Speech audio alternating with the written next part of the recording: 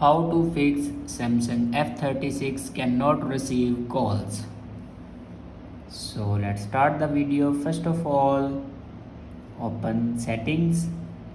In settings, scroll down and click on sounds and vibration, and then scroll down and click on do not disturb.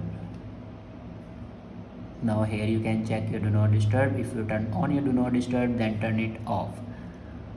After turn off your do not disturb, then reinsert your SIM card, and after reinsert your SIM card, then scroll down and click on general management, and then click on reset. Now click on reset network settings, and then click on reset settings. After reset the network settings, then go back to your home screen and restart your device.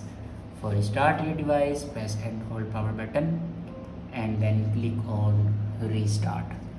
After restart your device, your problem will be fixed. I hope this video is helpful for you. Thanks for watching.